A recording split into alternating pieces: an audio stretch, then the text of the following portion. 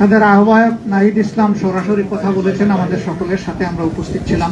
তারা আরেকটি press conference করে তাদের সিদ্ধান্ত আপনাদেরকে ইনশাল্লাহ জানিয়ে দেবে। আমরা কিসের ভিত্তিতে একত্রিত হয়েছি? আমাদের একটি মজবুত নির্বাচনী সমঝোতা। সারা বাংলাদেশের 300 আসনে আমরা বসে নিজেদের মধ্যে আলাপ আলোচনার মধ্য দিয়ে বিভিন্ন আসন আমাদের মধ্যে আমরা নির্ধারণ করেছি।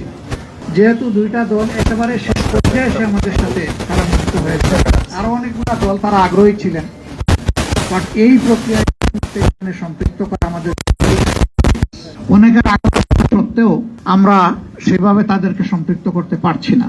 আমরা তাদের কাছে দুঃখ প্রকাশ করছি, কিন্তু জাতীয় জীবনে ইনশাল্লাহ আমরা তাদের সাথে একসাথে কাজ করব এই জাতিকে গড়ার জন্য ইনশাল্লাহ। আমাদের আসন সমঝোতা অলমোস্ট কমপ্লিট। সামান্য একটু বিষয় যেগুলো রয়েছে আমরা আশা করছি নমিনেশন ফাইল করার পরই আমরা সেটাও ইনশাল্লাহ আলাপ আলোচনার ভিত্তিতে সুন্দরভাবেই সমাধান করতে পারবো। আপনারা দোয়া করবেন, এই ক্ষেত্রে কোনো সমস্যা হবে না। এই ব্যাপারে আমরা খুবই আস্থাশীল।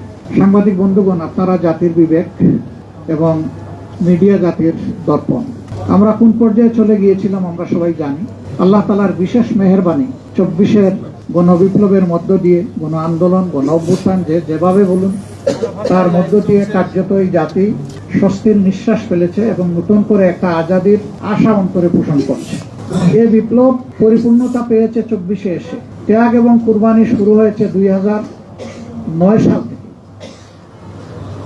তৎকালীন বিডিআরের সদর দপ্তর পিলখানায় যে মর্মান্তিক হত্যাকাণ্ড সংগঠিত হয়েছিল, যেখানে বাংলাদেশের কমিটির 57 জন অফিসার তাদের জীবন দিয়েছিলেন, এরপরই একের পর এক বিভিন্ন দল, আলেম ওলামা, সিভিল সোসাইটি, সাংবাদিক সমাজ, এক কথা কেউ বাকি নেই, সকলের উপরেই নির্যাতন নিপীড়ন দিয়েছে। এখন জাতি একটা দীর্ঘস্থায়ী মুক্তির দিকে আগাতে চায়, শান্তির দিকে আগাতে চায়, একটা সুশৃঙ্খল জাতি হিসাবে আত্মপ্রকাশ করতে চায়। এবং আমাদের যুব সমাজের যে প্রত্যাশা, যেটার জন্য বুক চিতিয়ে তারা লড়াই করেছিল, জীবন দিয়েছিল, তাদের প্রত্যাশা পূরণ এখন আমাদের দায়িত্ব। আমরা আজকে মহান রবের দরবারে সেই সমস্ত আল্লাহর বান্দাদের জন্য দোয়া করছি যারা জুলুমের হাত থেকে দেশকে বের করে আনার জন্য লড়াই করে জীবন দিয়ে দুনিয়া থেকে বিদায় নিয়েছেন। আল্লাহ তাদেরকে ক্ষমা করুন, তাদের উপর রহম করুন, আল্লাহ তাদেরকে শহীদ হিসাবে কবুল করুন। আর যারা লড়াই করতে গিয়ে আহত পঙ্গুত্ব বরণ করেছেন, তাদের প্রতি আমাদের গভীর শ্রদ্ধা এবং সমবেদনা। আল্লাহ তাআলা তাদেরকে সুস্থতার নিয়ামত দান করুন। এত মানুষের লড়াই, সংগ্রাম, আত্মত্যাগ এর মধ্য দিয়ে আজকে জাতি যে জায়গায় এসে উপনীত হয়েছে, ঠিক 1.5 মাসের চাইতে কম সময় আমাদের হাতে রয়েছে জাতীয় নির্বাচন অনুষ্ঠান।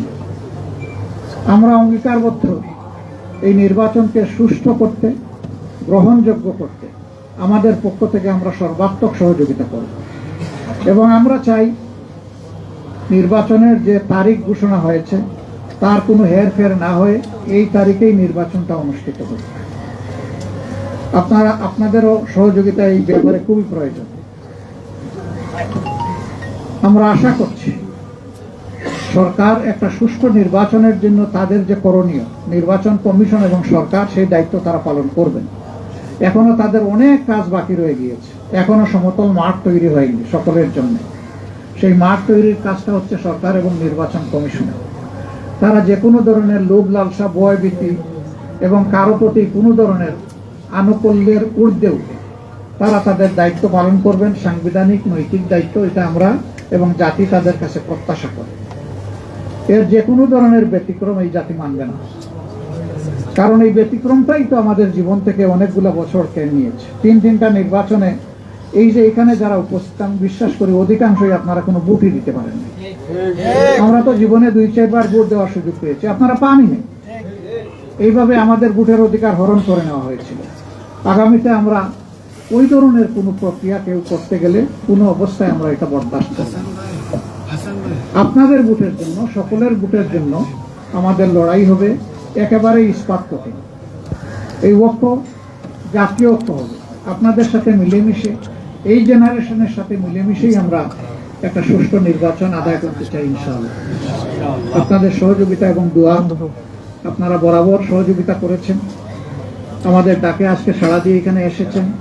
খুব কম সময়ে আপনারা দাওয়াত পেয়ে রেসপন্স করেছেন।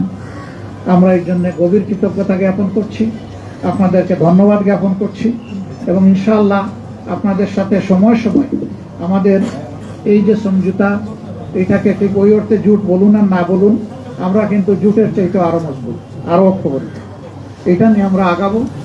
আপনাদের সহযোগিতা আমাদের সাথে থাকবে, জাতীয় স্বার্থে, দেশের স্বার্থে, মানুষের স্বার্থে, মানবতার স্বার্থে, দিনের স্বার্থে। সবাইকে ধন্যবাদ, সবাই ভালো থাকবেন, আল্লাহ তাআলা সবাইকে ভালো রাখুন। জানবেন, ডিটেইলসটা জানবেন, আমি বলছি অল্প একটু আমাদের বাকি আছে, আমরা অতি সত্বর আপনাদেরকে তা স্পষ্ট করে দেবো ইনশাল্লাহ। মাননীয় আমির, আপনাদের এটা রাজনৈতিক জোট ছিল, 8 দলীয় জোট, আগে রাজনৈতিক জোট ছিল, এখন যে জোটটা হচ্ছে সেটা কি নির্বাচনী জোট না শুধুমাত্র রাজনৈতিক জোট সহকারে হচ্ছে? এটা দেশ গঠনের জোট, এটা নির্বাচনের জোট, এটা রাজনৈতিক জোট, এটা সকল ধরনের, মানে ওই জোট বলেন আর সমঝোতা বলেন, যাই বলেন, এটা সবগুলা পারপাস কভার করার জন্য। মানে ভবিষ্যতে আন্দোলনগুলোতেও আপনারা আমরা আশা করছি একসাথেই আমরা করবো ইনশাআল্লাহ। দলীয় কর্মসূচি যার যার অনেকগুলো থাকবে, তারপরে ন্যাশনাল ইস্যুতে যেখানেই প্রয়োজন আমরা একসাথে করবো ইনশাআল্লাহ।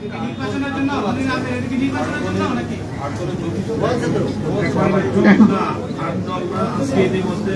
10 দল তো হয়ে গেছে।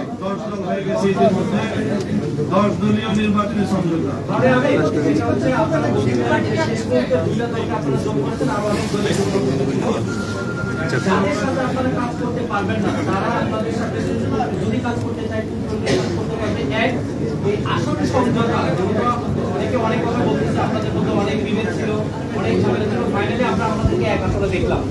আপনারা আসলে জোটগুলোর মধ্যে কতগুলো আসন বর্তমান করতে পারেন আগামী নির্বাচনে আপনারা ক্ষমতায় আসবেন, এই প্রধান বিষয়টা এখানে কোনো একক দল কোনো আসন বন্টন করবে না। আমরা যেখানে যার ন্যায্যতা তার ভিত্তিতেই আমরা আলহামদুলিল্লাহ আসনগুলো হাতে তুলে দিব, সবাই সবাইকে তুলে দেবে। এখানে নির্দিষ্ট কোনো দল কাউকে তুলে দিচ্ছে না।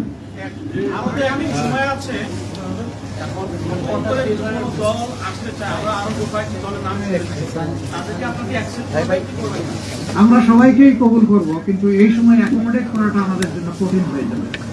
তারপরেও বিশেষ কোনো বিষয় থাকলে আমরা আমাদের মধ্যে আলোচনা করব প্রয়োজনে। ধন্যবাদ আপনাদের সবাইকে, অনেক ধন্যবাদ। হ্যাঁ, সেটাই তো আপনি চাচ্ছেন তো।